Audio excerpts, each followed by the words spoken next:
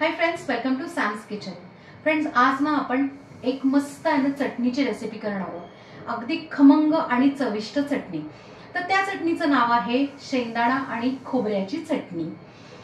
ही चटणी ना तुम्ही तशीच कोरडी पण खाऊ शकता किंवा तेल टाकून खाऊ शकता किंवा दही टाकून खाऊ शकता, म्हणजे दह्यामध्ये मिक्स करून पण खाऊ शकता किंवा अगदीच आहे ना डोसा किंवा धिरडी किंवा अगदी वडापाव बरोबर सुद्धा ही चटणी तुम्ही खाऊ शकता।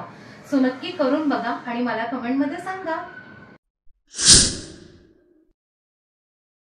खोबरं आणि शेंगदाण्याच्या चटणीसाठी ना मी अर्धी वाटी खोबरं घेतले, त्याचे असे 2 तुकडे करून घेतलेत।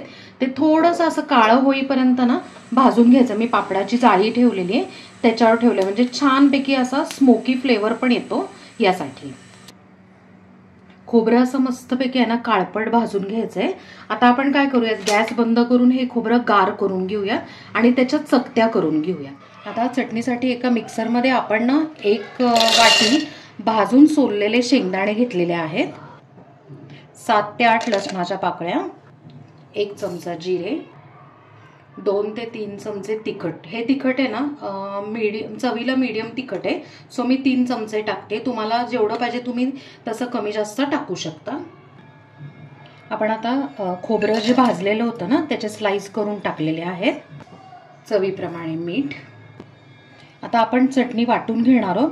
फक्त काय करायचं की पल्स मोडवर चालू बंद असं करायचंय, आपल्याला बारीक पावडर करायची नाहीये।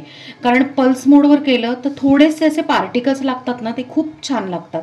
आणि महत्त्वाचं म्हणजे आपण खोबरं अशा पद्धतीने भाजलंय की मस्तपैकी असं स्मोकी फ्लेवर सुद्धा खूप छान लागतो या चटणीमध्ये।